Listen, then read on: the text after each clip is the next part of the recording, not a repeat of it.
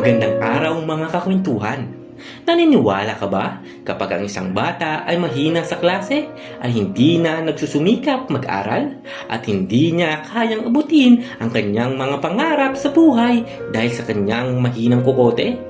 Tara at samahan niyo ko at pakinggan natin ang isang kwento ng isang bata na madalas kutsain ng kanyang mga kamag-aral dahil sa mahina ito sa kanilang klase at mabagal ang pick-up nito sa kanilang mga lessons.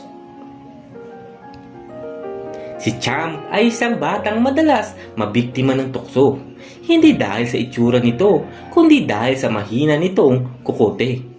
Hindi kasi tulad ng ibang bata na madaling makagets. Si Champ, kinakailangan pa kasi ng 10 ulit bago niya maintindihan ang mga bagay na dapat niyang matutuhan.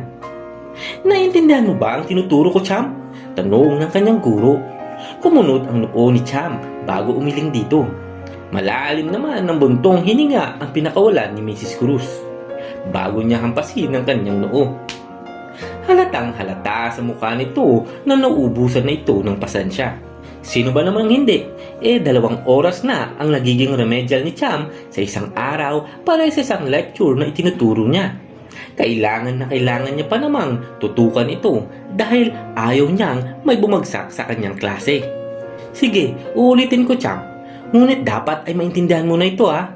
Aabuti na tayo ng alas 5 kakaulit ng parehong lektura. Grabe na ding pag-overtime ko. Mahabang sambit ni Mrs. Cruz na mabilis namang ikinatango ni Champ. Mabuti na lamang ay mahinhin at mababa lamang ang boses ni Mrs. Cruz kahit pa nauubusan na ito ng pasensya. Bagay naman na nagustuhan ng mga magulang at mga estudyante niya. O siya, ulitin natin sa umpisa upang ikaw ay makauwi na. Dagdag pa nito na muling ikinatango ni Champ. Makalipas naman ang ilan pang minuto at 2 pang ulit ay natutuwang pumalakpak si Mrs. Cruz. Mabuti naman at naintindihan mo na, sabi nito at tinapik ang kanyang ulo. Mag-ayos ka na ng mga gamit mo upang makauwi ka na, Champ. Ngunit huwag mong kakalimutan na dumalumuli bukas ha sa iyong remedial, pahabol nito. Opo, teacher. Paalam po. Masiglang sabi ni Champ at nagpaalam. Mabuti ay hindi naman nainip ang kanyang sundo sa pag-aantay sa kanya. Kinabukasan ay pumasok muli sa eskwelahan at naiwan kalaunan ngunit hindi na katulad kahapon ay may kasama na ito. Champ, sila nga pala ang makakasama mo ngayong araw. Nakangiting sabi ng kanyang guro na agad niyang pinakatitigan. Marahil ay naninibago ito dahil mayroon itong makakasama. Hindi naman siya tutol dahil wala rin naman siyang magagawa. Sadyang nahihiya lamang ito sa mga bago niyang kasama. O siya, maupo na kayo upang ako ay makapagturo na, utos ni Mrs. Cruz. At ikaw naman, Champ, dito ka sa harapan ha upang matutukan kita. Aniya pa at ikinatango naman ni Champ. Ilang minuto ang nakakalipas at mabilis na nakasunod ang mga bata. Maliban na lamang kay Champ.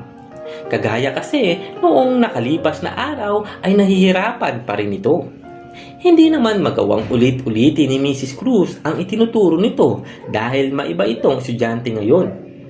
Inantay na lamang niyang matapos ang lecture sa 2 estudyante at binalikan si Champ pagkatapos. Ginugol muli ni Mrs. Cruz ang 1.5 oras upang tutukang muli si Champ. Ayaw niya namang sukuan ito dahil alam niyang may magandang mararating sa buhay ang bata. Siyempre, ayaw niya rin naman mapahuli si Champ sa lahat ng mga bagay. Mabuti at naintindihan mo na ito, Champ. Kumagaling ka na, iho. At dapat mas galingan mo pa, ha? Puri naman ni Mrs. Cruz sa kanya. Dahilan upang magliwanag ang pagod ng mata ni Champ at sumilay ang malawak na ngiti sa labi nito. Sinalubong ng kaliwat kanang bulungan si Champ pagpasok nito sa eskwelahan. Nagtataka man, ngunit hindi maiwasang pansinin ni Champ ang mga sinasabi ng mga estudyante sa kanya.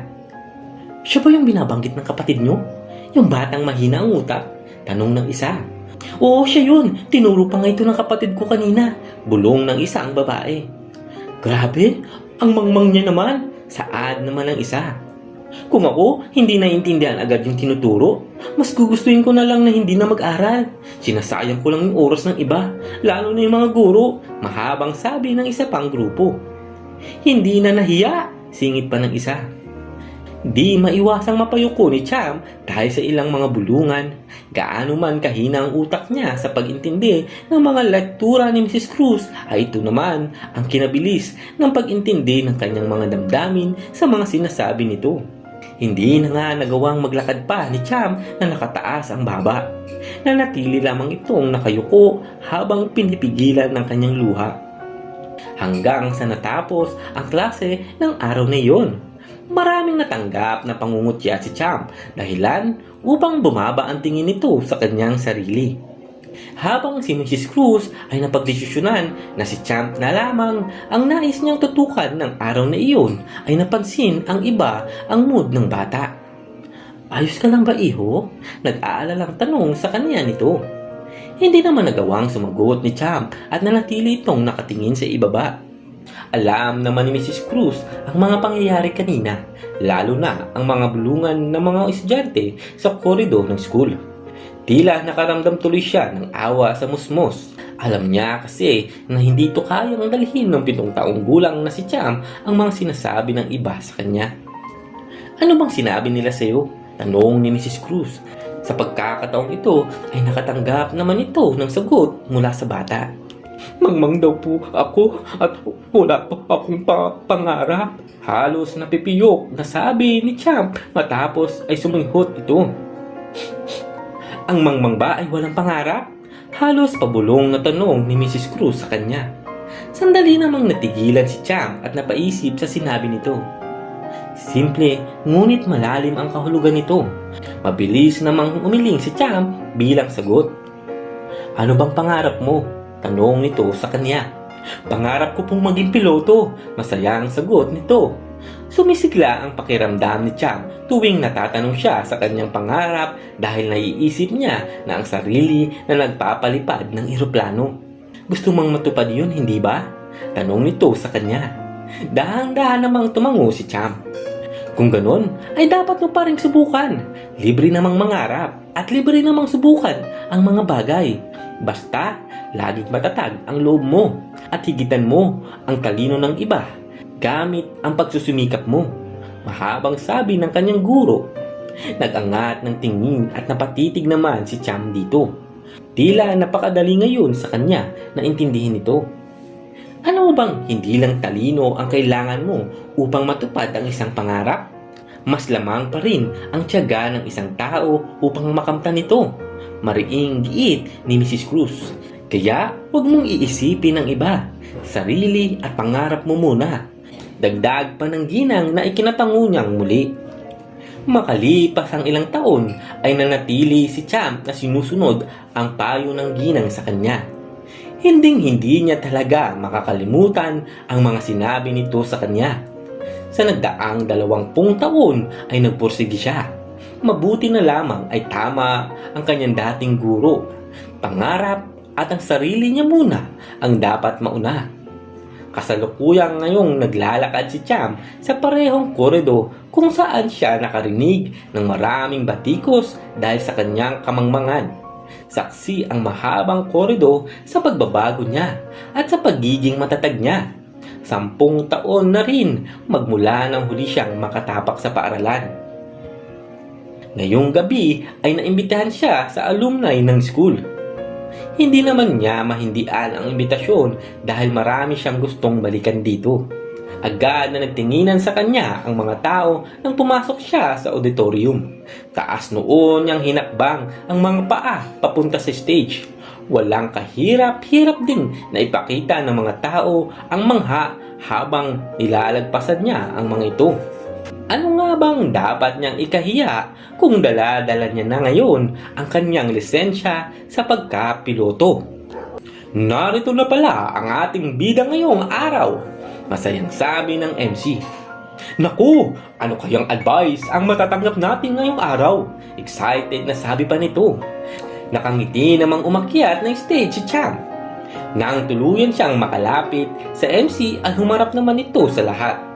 Isa-isang tumingin sa mga taong nandoon. Magandang gabi po sa inyong lahat at maraming salamat sa pagdalo. Aniya at pumalakpak ang lahat. Ako nga po pala si Cham o mas kilalang batang mangmang noon. Pagpapakilala niya na ikinasinghap ng lahat.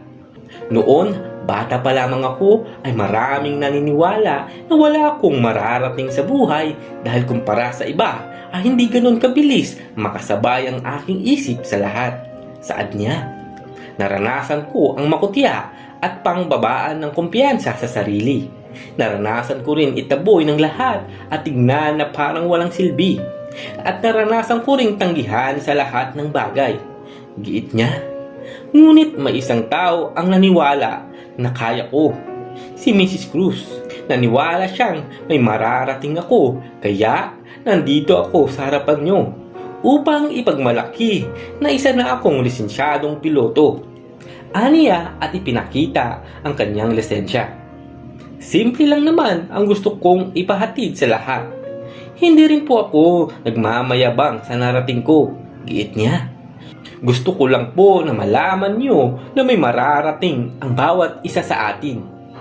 Ang mangmang ba ay walang pangarap? Malamang ay meron dahil lahat tayo ay nangangarap. May halong birong sabi niya na ikinatuwa ng iba. Sabi noon ni Mrs. Cruz, hindi naman talino lang ang kailangan upang abutin ang pangarap. Kinakailangan din ito ng pagsusumikap. Kaya sinunod ko ito, aniya, at sumilay ang ngiti sa labi. Wala man akong talino, ngunit hinigatan ko ng tiyaga at pagsusumikap. Kaya, heto ako, nakamit ko ang aking pangarap. Dagdag niya na ikinatango ng lahat. Maraming salamat mga kakwentuhan. Huwag sanang kalimutang mag-subscribe at pindutin ang notification bell para sa mga susunod na ating kwentuhan.